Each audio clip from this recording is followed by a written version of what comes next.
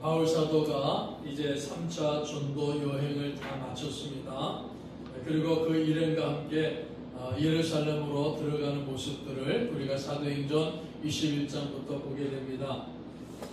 이 예루살렘에 들어오기 이전에 바울 사도는 하나님이 주시는 계시를 받았습니다. 그래서 바울을 향해서 하나님께서는 내가 예루살렘에 들어가면은 환난과 결박이 너를 기다리고 있을 것이다. 즉 예루살렘 들어가면은 환난을 당할 것이고 결박을 당할 것이다 라는 말씀을 하나님께서 바울에게 주셨습니다.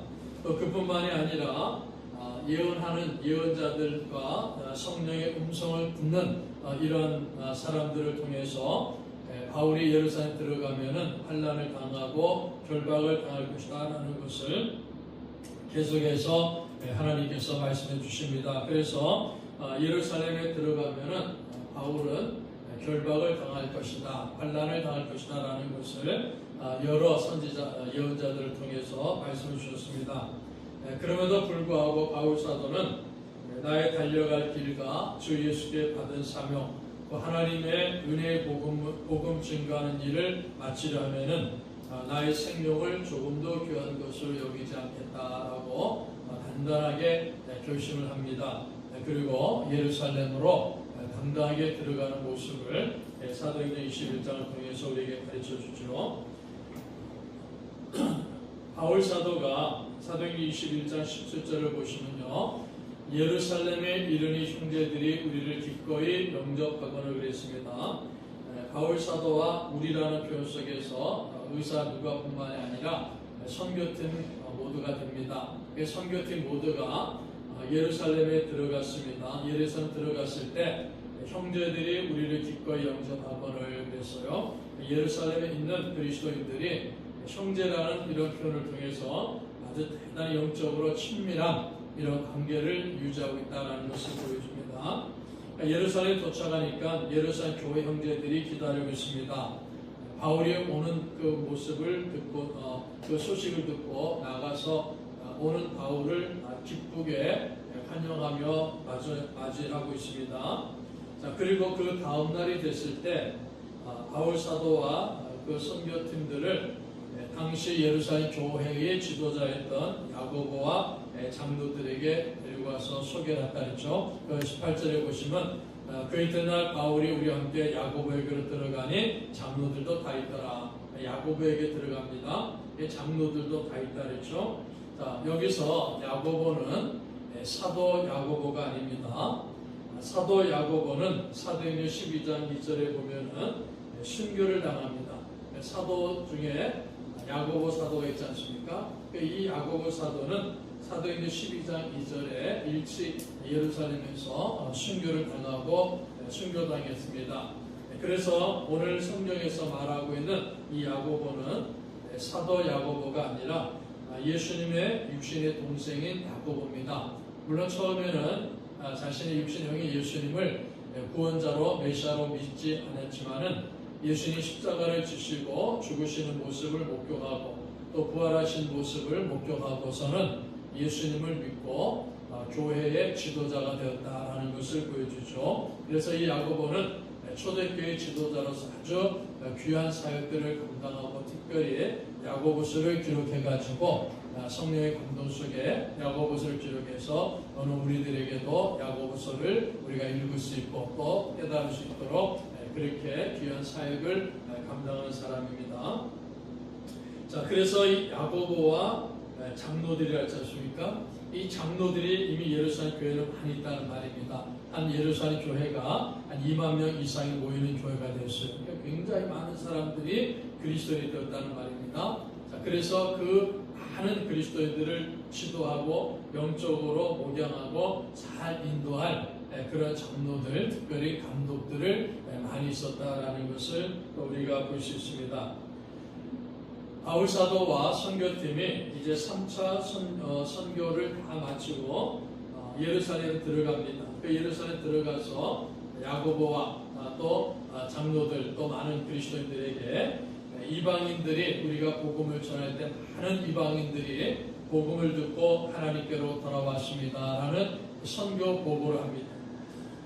이 선교 보고를 들은 예루살렘 교회 그리스도인들이 다 함께 하나님께 영광을 돌렸다라고 20절을 통해서 가르쳐주고 있습니다. 자, 20절을 보시면요. 그들이 듣고 하나님께 영광을 돌리고 바울도 이르되 형제여 그대도 보는 바에 유대인 중에 믿는 자 수만 명이 있으니 다 율법의 열성을 가진 자라.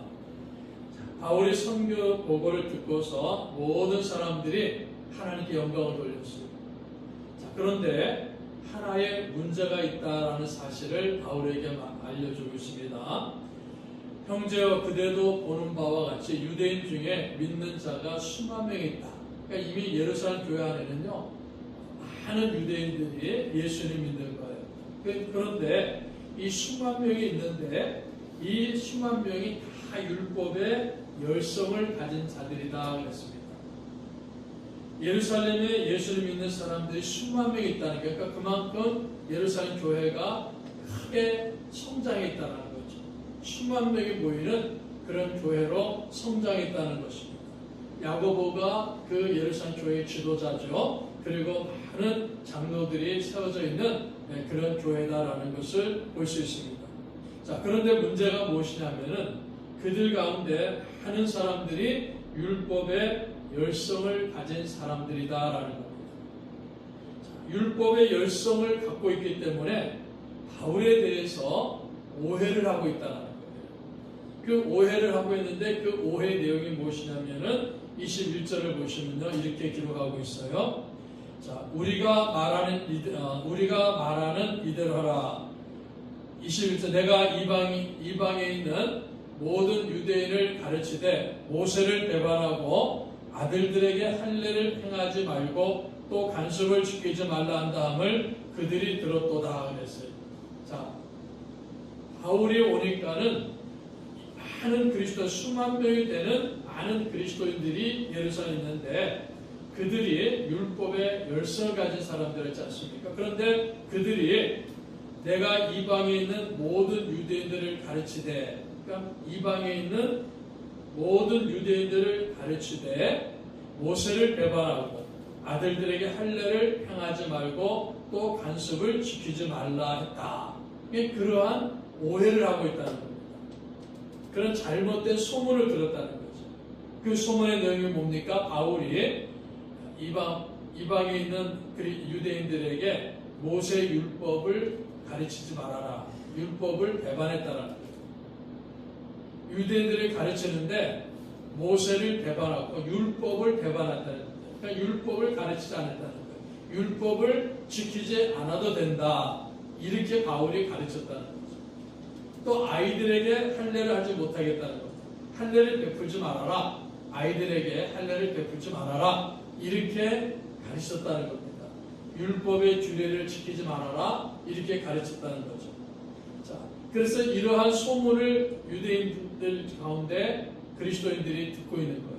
그러니까 그러한 많은 유대인 그리스도인들이 율법에 아주 열심을 갖고 있어서 그들이 예수를 믿지만은 율법을 지키는 일에도 굉장히 열심을 다했던 모습이 초대교회 그리스도인의 모습 가운데 많은 사람들이 가지고 있는 모습을 알지 않습니까?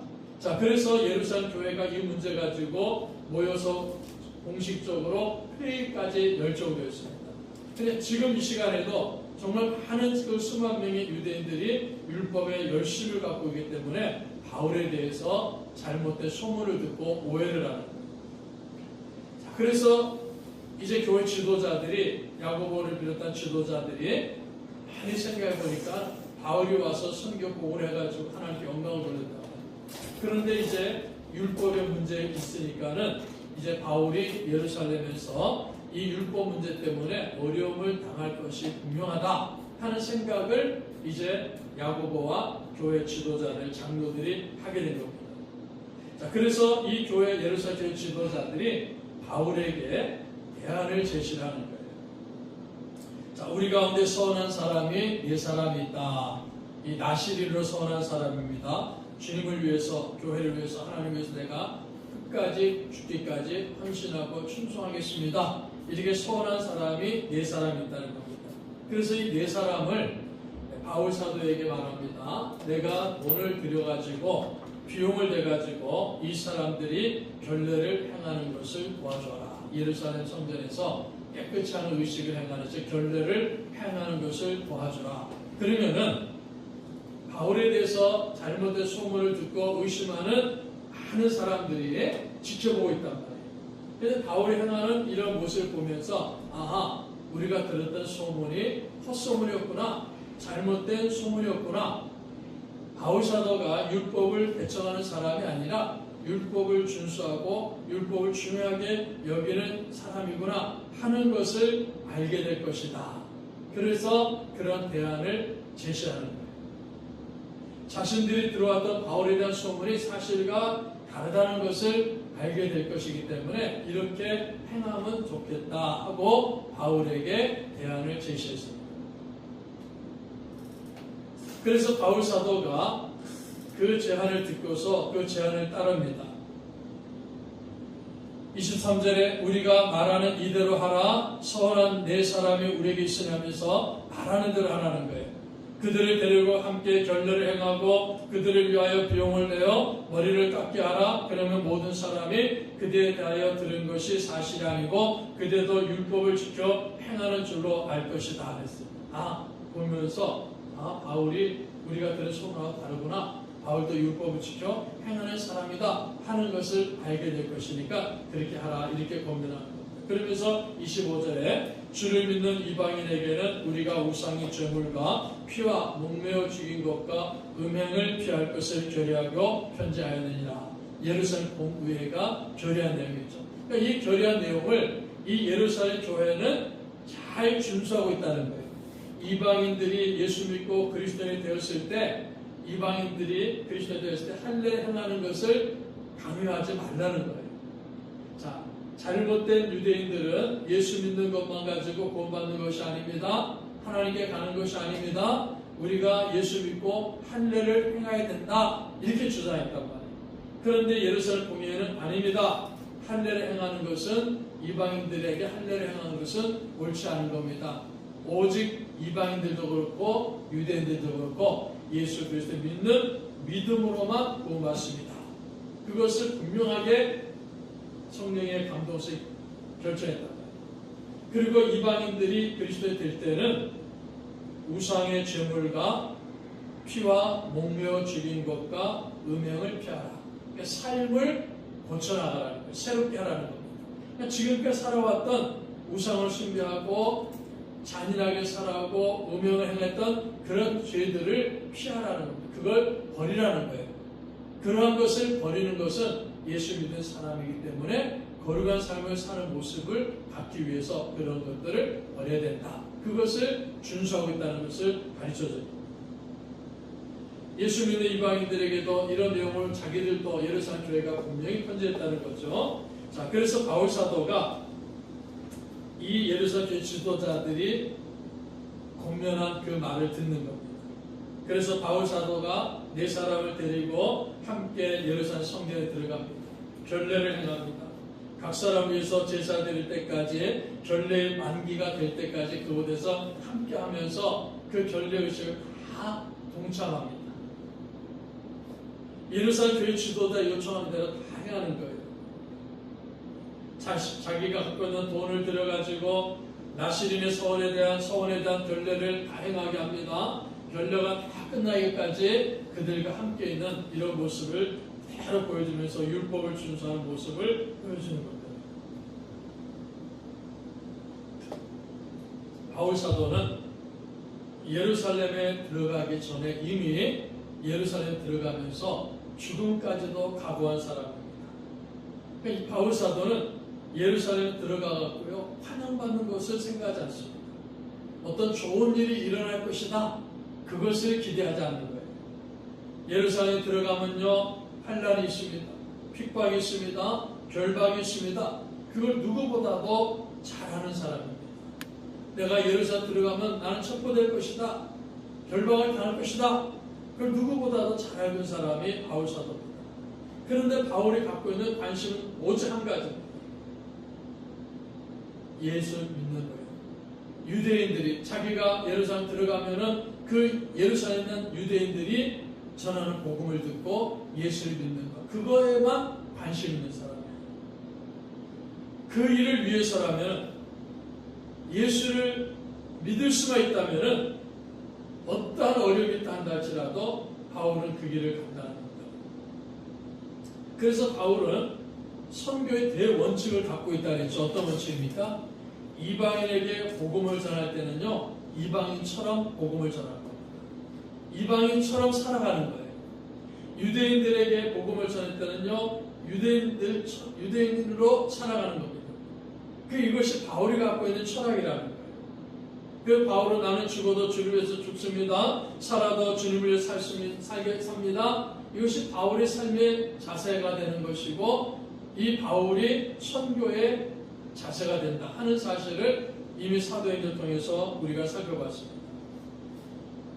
유대인들 예루살렘 들어갔을 때 바울을 만나는 유대인들이 바울이 전하는 복음을 듣고 예수님만 믿을 수 있다면, 그들이 복음을 들을 수만 있다면 바울은 뭐든지 다 행할 것입니다 하는 사실을 갖고 있는 겁니다.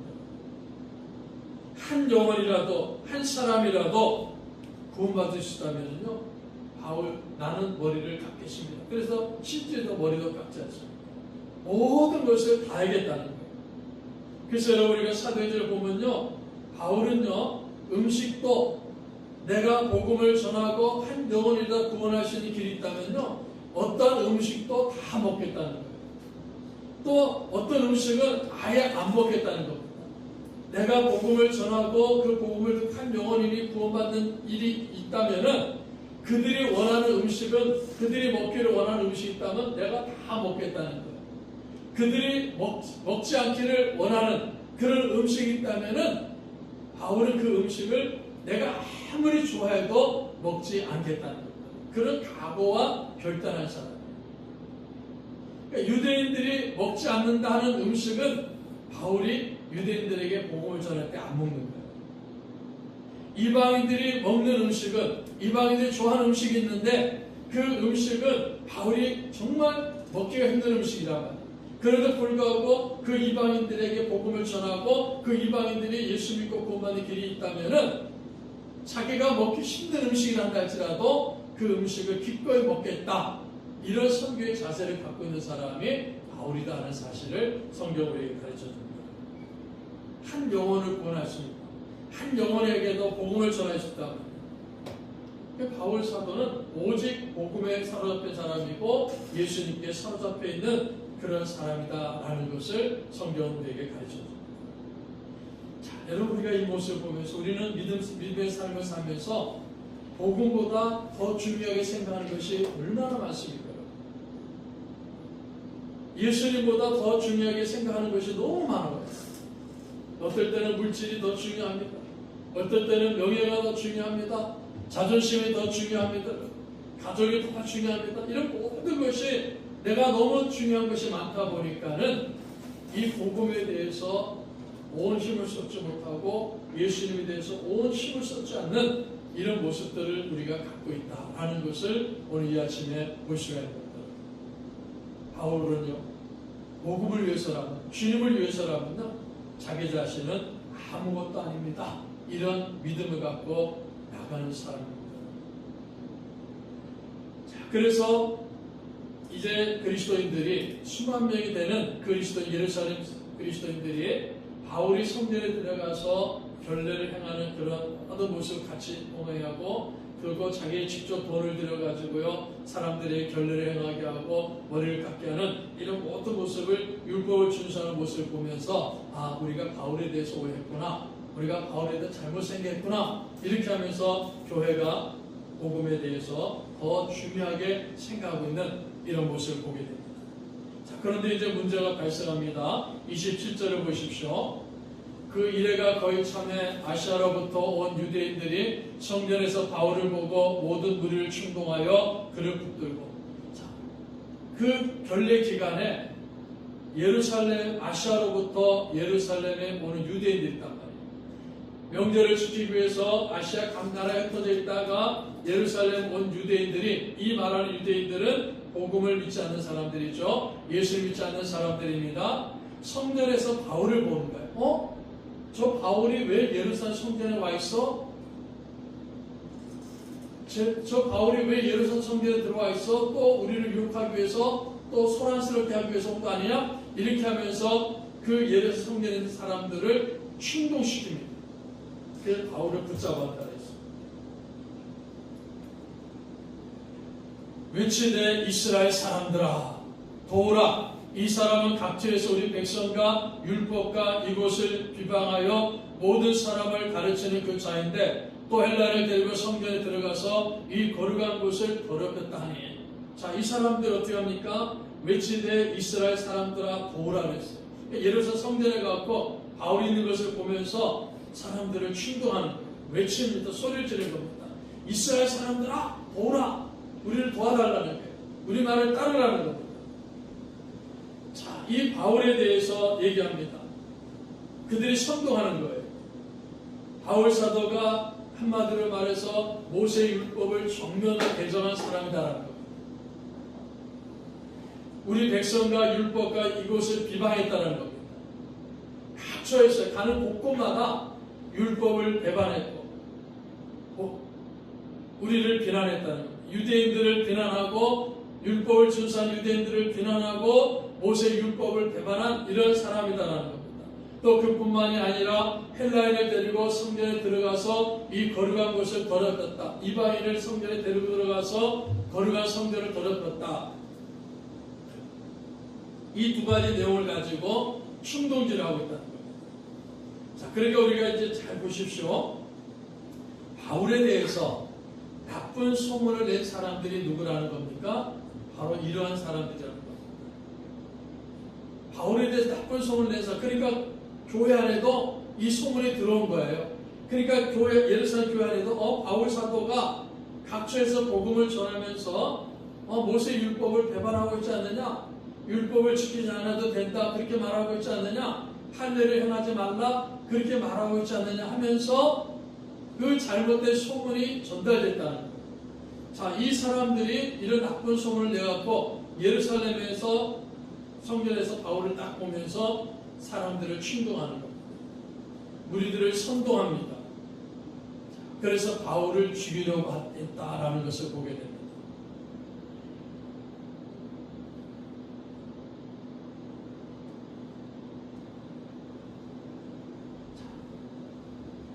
모세의 율법을 배반했다. 지키지 않아도 된다. 할례를 행하지 않아도 된다. 이것을 지적하죠. 그 다음에 두 번째, 정말 중요한 게 있습니다.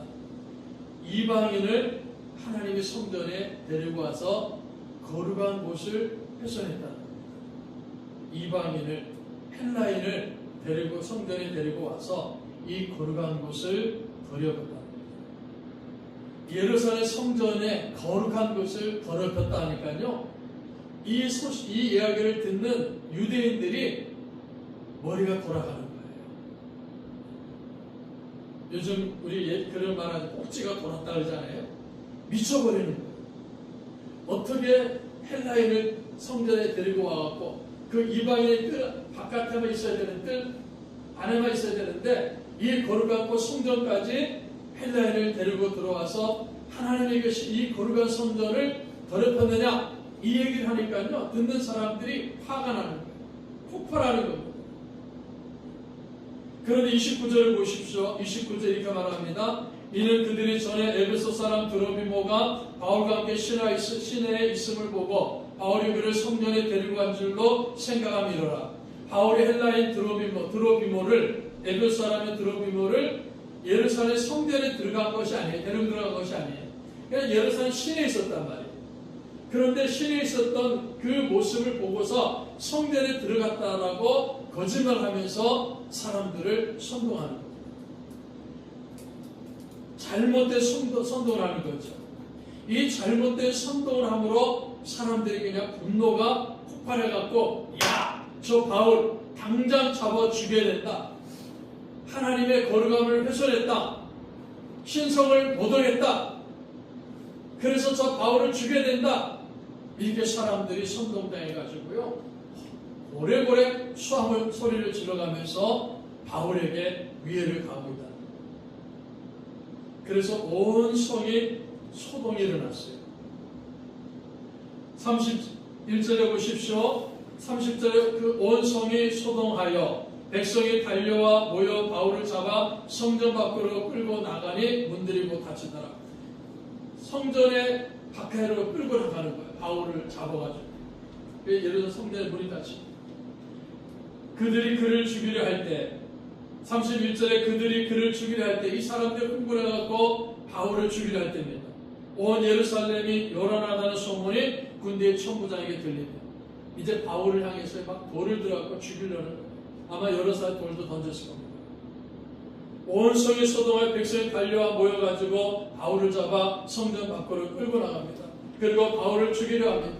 신성 모독죄를 범했다. 그래서 돌로 쳐 죽이려 합니다. 스데반 집사를 죽였던 것처럼 돌로 쳐 죽이려 한답니다. 이 소문이 로마 군대까지 들려갑니다. 그래서 그곳을 통치하고 관할하는 천부장까지 전달되었습니다. 바울에게 돌을 던지면서 처형을 시키는 거예요. 자, 이 천부장이 급히 군인들과 백부장들을 거느리고 소요의 현장에 오게 됩니다. 천부장은요, 1000명의 군사를 거느리고 있죠. 그러니까 그 지역의 예루살렘의 가장 높은 지위를, 군인으로서 가장 높은 지위를 갖고 있는 사람이에요. 예루살렘 큰 소요가 일어나니까요, 급히 군인들과 백부장들을 거느리고 그 소요 현장에 옵니다. 자, 군인들이 나타나니까요, 유대인들이 바울을 돌로 치는 행위를 멈추게 됩니다. 그래서 천부장이 이 모습을 보면서 바울 사도를 결박하라고 합니다. 그래서 바울 사도가 결박을 당합니다. 바울 사도가 예루살렘 들어오면은 결박을 당한다 했지 않습니까? 이방인에 의해 갖고 로마 군대에 의해 가지고 바울 사도가 예루살렘에서 결박을 당했습니다. 우리 하나님이 말씀하신 대로 응답 이루어졌다는 것을 보게 됩니다. 바울이 결박을 당했습니다. 그런데 재미난 일이 벌어지죠. 바울이 로마 군대에 의해서 결박을 당했기 때문에 그 폭동을 일으키는 난동을 부리는 그 사람들로부터 보호를 받을 수가 있었다. 바울이 로마 군인들에게 돈도 안 줍니다. 나를 보호해달라고 돈도 안 줬는데도 불구하고 이 로마 군인들이 와가지고 바울을 지키고 있는 겁니다. 그래서 바울을 지키고 있는 거예요. 천부장이 너는 어떤 사람이냐? 너는 어떤 일로 이렇게 이 일을 당하고 있느냐? 그걸 질문합니다. 그러니까는 사람들이 무리 가운데 어떤 사람은 이 말을 합니다. 어떤 사람은 저 말을 합니다. 막 횡설수설하는 거예요. 그러니까 선동을 당해가지고 와가지고 돌을 들어가고 막 바울을 죽이려 이 사람들에게 물어보니까는 하는 사람 말마다 다 다른 말을 한다는 거예요. 횡설수설한다는 거예요. 왜 그렇습니까? 바울에게는 뚜렷한 죄가 없는 것을 알고 있기 때문에. 그러니까 죄가 없는 사람을 돌로 쳐 죽이려고 하니까요, 이상한 소리를 하는 거예요. 횡설수설을 하는 거예요. 자, 그래서 이 천부장이 계속된 소동으로 말미암아 진상을 알 수 없게 되니까는 바울을 영내로 로마 군대의 주둔지 안으로 데려가라 이렇게 명합니다. 이스라엘 백성들은 어떻게 합니까? 이 성난 군중들은요, 바울을 죽이라고 소리치면서 따라갑니다. 군인들이 보호해가지고 바울을 데리고 가니까요, 바울을 죽이라고 소리치면서 따라갑니다. 바울은 로마의 군사들에게 보호를 받으면서 영내로 들어갔다 했습니다. 예루살렘에 오기 이전부터 많은 사람들이, 많은 그리스도인들이 예언을 듣고서 걱정하고 근심하는 일들이 결국 벌어지게 되었다는 겁니다.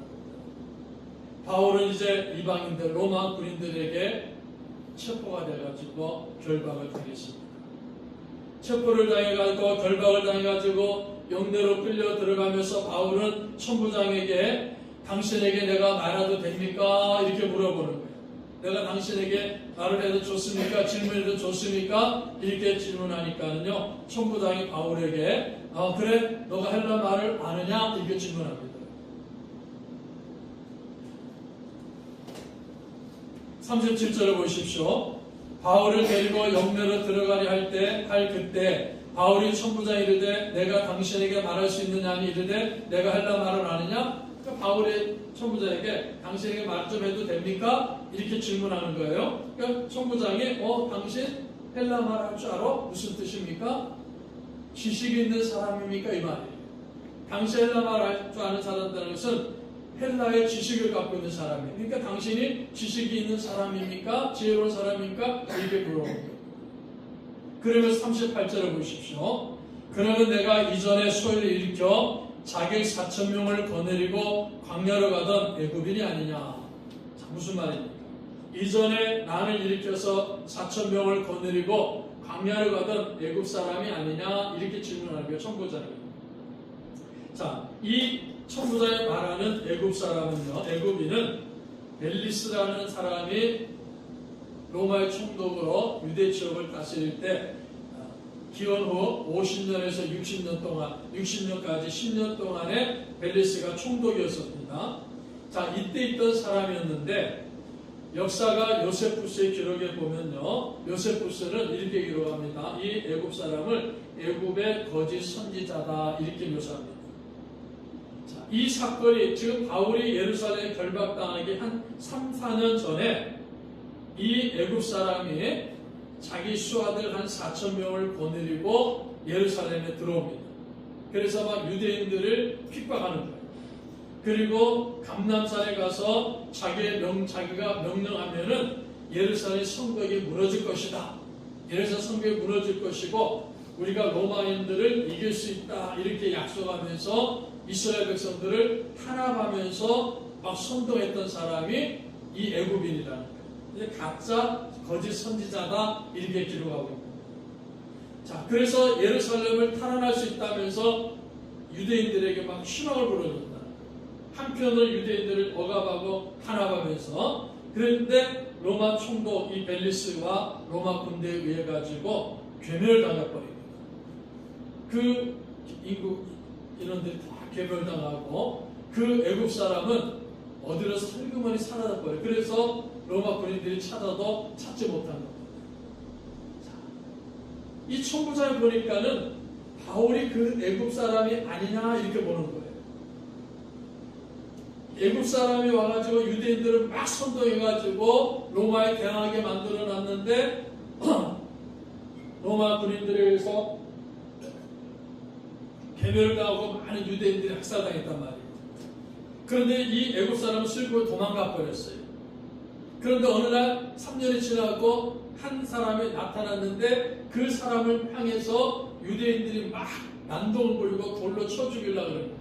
초동을 부립니다. 그러니까 이 천부장이 생각하기는 그때 도망갔던 그 애굽 사람이 아니냐? 그렇게 지금 바울에게 질문하는 겁니다. 너가 그 애굽 사람이 아니냐? 이렇게 묻고 있는 겁니다. 자, 이때 바울은 내가 어떠한 사람입니다 라는 것을 말합니다. 39절을 보시면요, 바울이 이르되 나는 유대인이라 소읍이 아닌 길리디아 다소시의 시민이다. 청컨대 백성의 말하기를 허락하라 하니. 나는 유대인이라는 거예요. 당신이 말하는 그 애굽 사람이 아니라 나는 소읍이 아닌 길리디아 다소시의 시민입니다. 즉 다소라는 큰 도시의 시민이라는 거죠. 그래서 이 말 속에 바울은 나는 로마의 시민입니다 라는 것을 말합니다. 나는 유대인이지만 나는 로마의 시민입니다. 내가 유대인들에게 나에게 난동을 부리고 나를 죽이려고 돌을 던졌던 저 사람들에게 내가 이야기를 말할 것을 허락해 달라고 요청합니다. 그래서 총부장이 바울의 요청을 들어가지고 말을 하도록 합니다. 그것이 22장부터 나와 있습니다. 자, 우리는 이 21장을 보시면서요, 바울이 예루살렘에 들어갔습니다. 핍박이 있고 결박이 있고 죽음이 기다리고 있는 그 예루살렘에 들어갑니다. 엄청난 시련과 고통이 있는 것을 알면서도 나는 죽기까지 하나님의 복음을, 예수의 복음을 전하겠다라는 그 믿음을 갖고 바울이 예루살렘에 들어갔습니다. 그래서 우리가 바울을 보십니다.